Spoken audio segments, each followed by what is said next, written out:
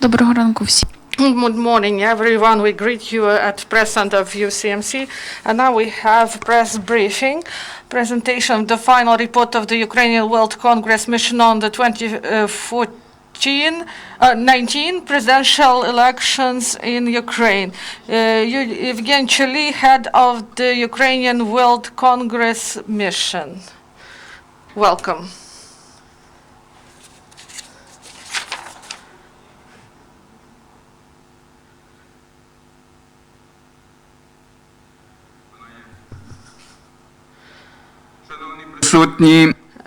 Dear ladies and gentlemen, I'm Eugene Czolij, and I had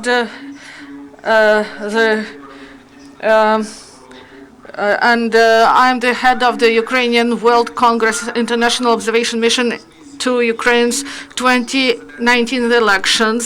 I have an honor to present final report of our mission, and we present recommendations in order to improve electoral process. Until this time, our mission provided 4 reports, and all our reports are present on the website of Ukrainian World Congress. Our mission is the largest mission at the presidential elections in Ukraine after NMO and OSCE missions. During presidential elections, our mission registered at the CEC of Ukraine 249 short-term observers from 33 countries. As our mission is closely cooperated with the observation mission of its member organization, Ukrainian Congress Committee of America, UCCA, which registered 88 short-term observers with the CEC. Together, the missions of UWC and UCCA registered 337 STOs with the CEC. Mission would like to also thank World Congress of Ukrainian Youth for providing a big number of short-term observers. UWC and UCCA missions monitored the electoral process in 19 oblasts of Ukraine and Ukrainian diplomatic missions in 25 countries. And also, we had 122 long-term observers from 28 nations that starting 4th of March 2019 carried out media monitoring in 31 countries of the world in 20 languages. Short-term and long-term observers of UWC reported online. Mission UWC was fully independent and didn't get any governmental financing. And scope and content of the activity of the mission was unique, because it consisted, in the majority of cases, from Ukrainian observers who know about the situation in Ukraine.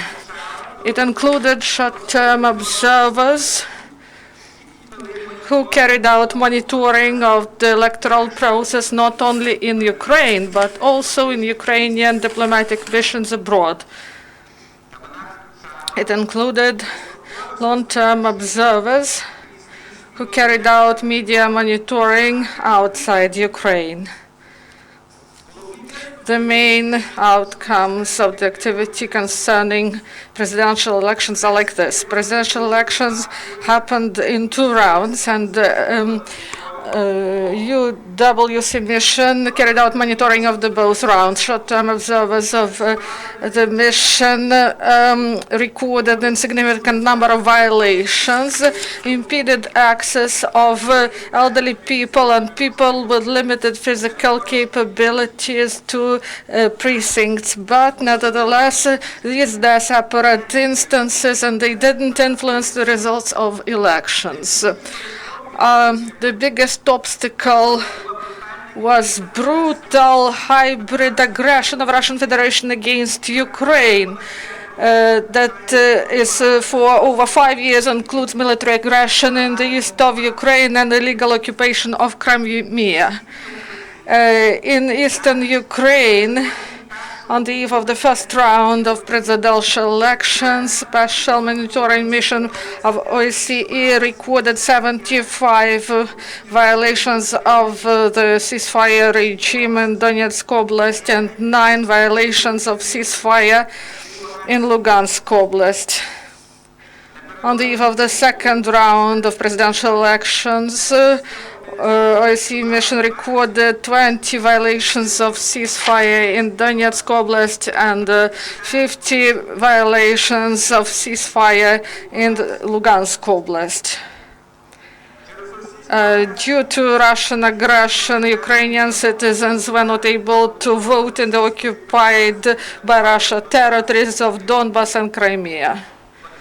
Therefore, for internally displaced persons from Donbas and Crimea, governmental authorities were able to provide opportunity to vote due to introduction of simplified procedure for changing a voter's electoral precinct.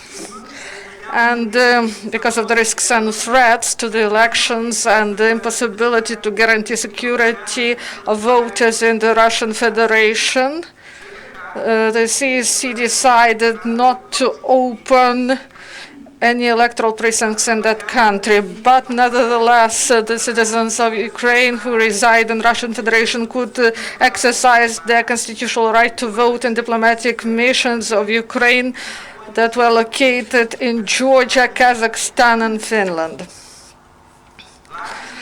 The governing authorities of Ukraine made considerable efforts to ensure that the election would be transparent and conducted on the highest level without misuse of administrative resources for the support of any one candidate. The law enforcement agencies of Ukraine also successfully provided the electoral process despite the ongoing hybrid aggression of the Russian Federation against Ukraine.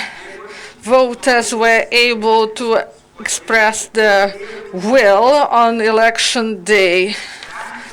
The CSC statistics confirm a voter turnout at the level of 60% during first and second round. This means that Ukrainian voters have a high level of trust in the electoral system, which is another important step in the development of democracy in Ukraine. The data of CSC also proved that turnout at foreign polling stations was about 13%. And this was mainly due to big distances that the voters should cover to realize their voting right. And abroad, 500,000 voters were recorded, and in Ukraine, about 30 million. And in the final report, the UWC mission finally reports that presidential elections in Ukraine in 2019 correspond to international standards of holding of democratic elections. The second important aspect of the work of UWC mission was media monitoring of this electoral process outside Ukraine. As of 2014, Russian Federation openly carries out powerful hybrid war in order to return Ukraine in its sphere of influence and to restore full domination over it. This hybrid aggression against Ukraine includes disinformation. And the Russian Federation provides this information, and on the 3rd of November 2015, former Deputy of Assistant of State Secretary of the USA, Benjamin Ziff, reported before Subcommittee on Cooperation on the issues of European and regional security of the Committee of Foreign Affairs of the Senate of USA. The Kremlin sponsors these efforts concerning disinformation, and it provides propaganda, and it costs $1 billion for $100 million US a year in its territory and abroad. And it reaches 600 million people in 130 countries of the world in 30 languages. Russian government also finances scientific and research centers and organizations in neighboring countries that help them to reach their goals. They spread fake Kremlin narratives, and they present the West as a threat, and they undermine the trust in independent media and the Western institutions and values. This is the end of citation. The information narratives in the course of presidential elections in Ukraine were diverse, and they were spread through traditional and social media, and also in different languages, including short-term observers revealed narratives on the topics of falsified presidential elections with not good candidates. And the aim was to discredit the overall electoral process and the candidates in order to present Ukraine as a failed state that is not worth attention of the international community. For example, long-term observers of UWC found such narratives. On the 23rd of March 2019, the Strategic Culture Foundation online channel published in the English language the neo-Nazis lead Ukraine's presidential contest. Gallup finds Ukrainians despise all the candidates. The end of citation. A title as such slanders the main candidates as neo-Nazis in an attempt to convince the consumer of the information that the next president of Ukraine does not deserve respect regardless of who wins and this presidential election. It also clearly does not reflect the general attitude of the Ukrainian electorate, taking into account that the winner of this election won with 73% support. On the 25th of March this year, TASS, Russian news agency, stated in an English language article titled "Russia Won't Send Observers to Ukraine" as part of OSCE human rights body's mission that, citation, Kiev's illegal steps against Russian observers at the OSCE were reflected in the interim report of the ODIHR, Office of Democratic Institutions and Human Rights of OSCE, a monitoring mission related on the March 15. This sentence structure creates the impression that the OSCE referred to the law of Ukraine that prevented citizens of the Russian Federation from being observers as illegal, whereas the OSCE report informs about the law but does not deem it to be illegal. The same article also states, citation, by its steps, Kiev has again discredited itself, and in particular, it seriously violated the spirit and letter of the Copenhagen document and other OSCE's commitments on elections. Kiev's decision not to open polling stations in its diplomatic missions in Russia also stripped of their constitutional rights to vote millions of Ukrainians who are currently in Russia. This is the end of citation. This assertion inaccurately cites the resolution of the CEC of Ukraine 274 from 21st December 2018, which foresees that the citizens of Ukraine living on the territory of the Russian Federation can vote in Ukrainian diplomatic representations in Georgia, Kazakhstan, and Finland. On the 29th of March 2019, Fort Rus News quoted an Italian member of parliament as saying, citation, "Everyone in Europe who believes in the self-determination of peoples must use his vote to stop these false elections, which illegally exclude millions of people with Ukrainian citizenship, but who speak Russian. We will officially ask the Italian government not to recognize this unacceptable discrimination." This is the end of citation. Those allegations are untrue, since there was no exclusion from voting based on language. And international observation missions have concluded that the presidential election was free and democratic. On the 31st of March 2019, the online journal Strategic Culture Foundation published an English language article titled "Chaining America's Destiny to the Chaos of Ukraine," which is the end of citation. It states that the following about the presidential elections in Ukraine. Citation: "Whichever one of them wins, the United States and the entire NATO alliance are mortally committed to support an extremist, out of control, and desperate failing regime that would not hesitate to pull America into a thermonuclear war for its own selfish ends." This is the end of citation.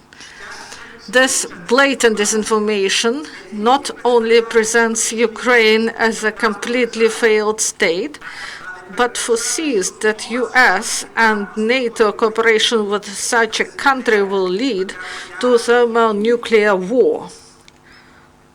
On the 1st of April 2019, the Polish website of Sputnik quoted the top official of the Russian Federation as saying, the quote, "The current election campaign in Ukraine has every chance to go down in history as the rudest, dirtiest, and the fiercest." This is the end of the quote. Here we should note that this appeared one day after the first round of voting, when reputable international observation missions,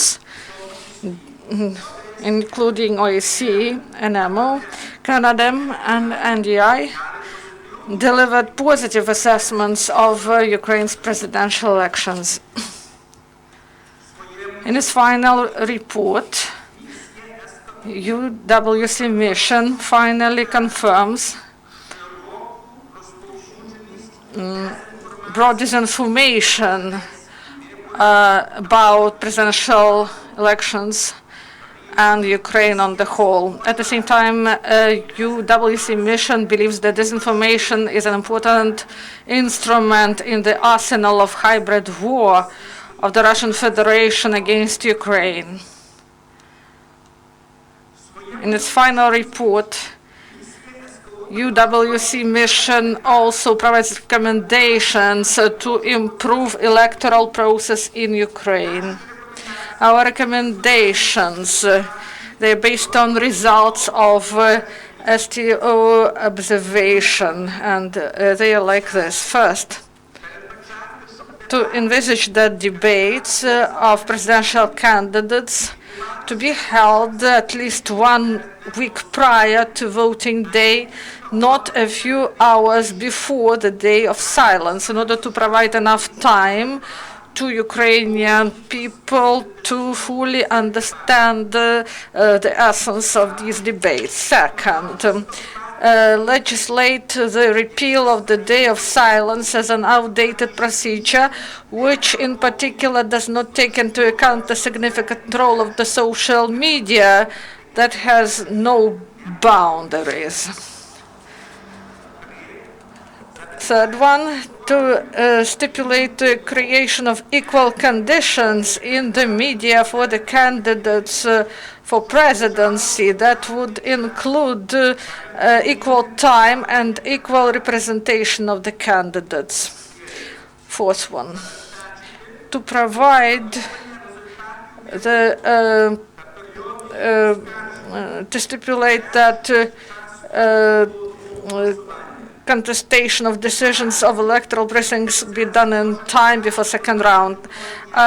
Now this process may take 21 days, and that would end on the second day, because this envisages 10 days for setting results of for CSC, 5 days to file to the court, 2 days for decision at the first level, at the first instance, 2 days for appeal, 2 days in order that the appellate court be able to bring its decision. That's why UWC mission proposes whether to increase the time between first and second round, or to reduce the term for establishing the results of elections and appeal. Number 5, WC mission recommends that authority structures of Ukraine, together with international organizations, including UWC, studied new initiatives that would simplify procedures for those who vote abroad, because they had to cover big distances in order to vote in presidential elections. With this mechanisms may be voting by mail, electronic voting, or to increase the number of precincts in the foreign electoral districts. And our recommendations are based on a long-term observation also, and UWC mission believes that authority of Ukraine and civil society and the Ukrainian World Congress should further increase awareness about serious threats concerning disinformation and political stability and socio-economical welfare and freedoms. Also to work on strategic program to fight disinformation, because this is an important element of hybrid war of the Russian Federation against Ukraine. The third one, to create commission that would coordinate different players who are involved in the process of prevention, revelation, analysis, and fighting disinformation and its side effects. The fourth one, to organize monitoring group consisting of the diaspora members in order to constantly follow traditional and social media in the countries where they live, to reveal manipulations and disinformation about Ukraine on the whole and its democratic processes, including.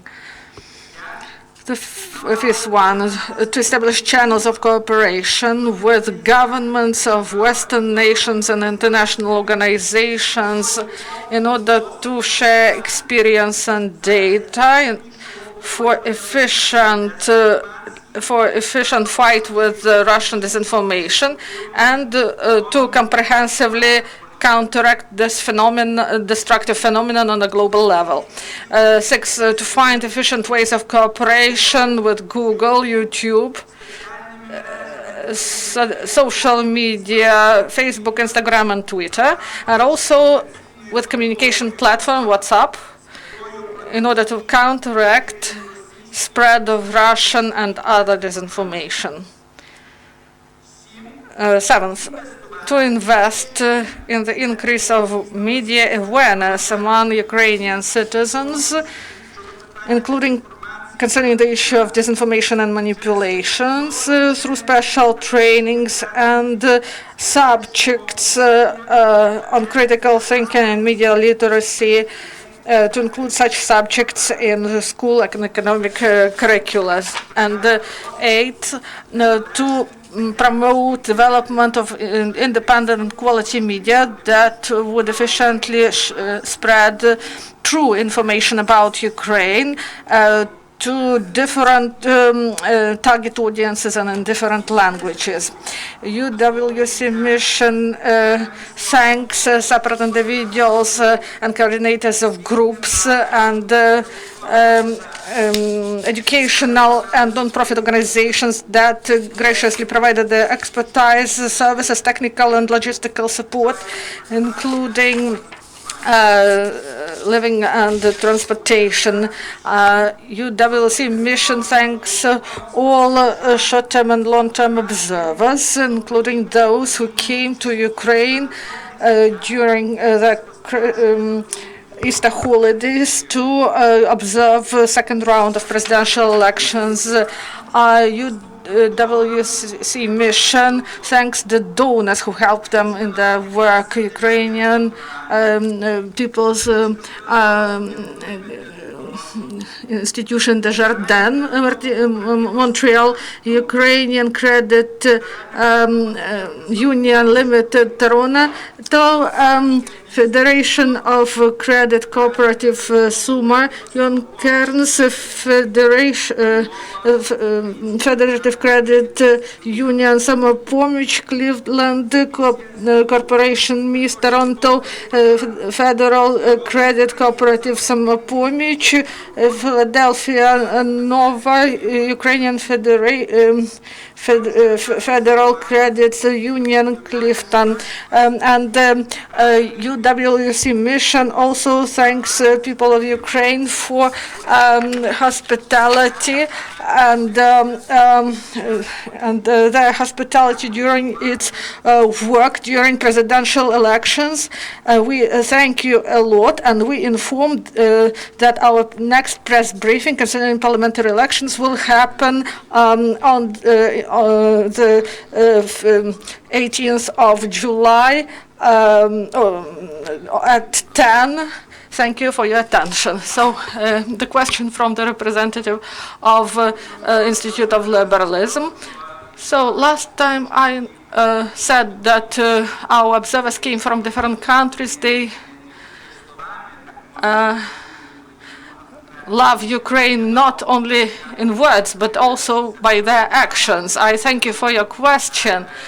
And I may present one woman. She is a pensioner.